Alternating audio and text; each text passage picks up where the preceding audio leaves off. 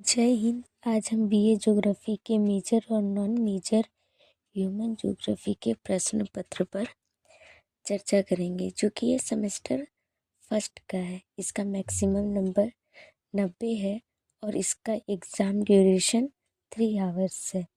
तो हर प्रश्न पत्र पर हम एक एक करके चर्चा करते हुए चलेंगे।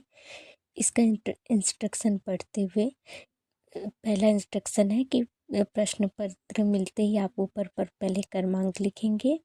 दूसरा है सभी प्रश्न अनिवार्य है और सबके अंक समान है। तीसरा है कि आप मानचित्र स्टेंसिल्स का प्रयोग कर सकते हैं, उसका अनुमति रहता है एग्ज़ाम में।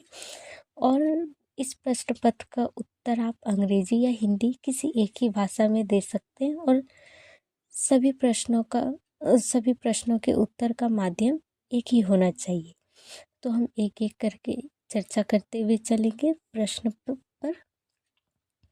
पहला प्रश्न है, मानव भूगोल की विषय वस्तु की विवेचना कीजिए तथा इसके समकालीन महत्व की संक्षेप में व्याख्या कीजिए।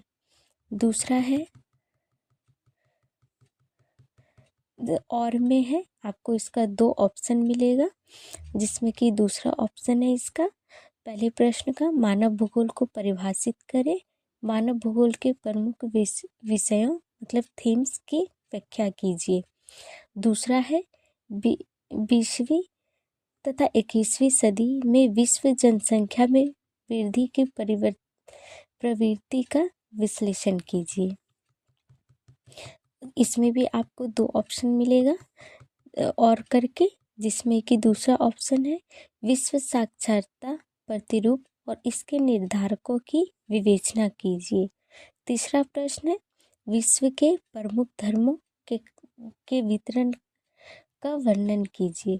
इसमें भी और है, वो है विश्व के प्रमुख भाषाई परिवारों तथा उनके वितरण के प्रतिरूप की व्याख्या कीजिए। चौथा है ग्रामीण अधिवासों के प्रकारों तथा उन्हें निर्धारित करने वाले कारकों का वर्णन कीजिए।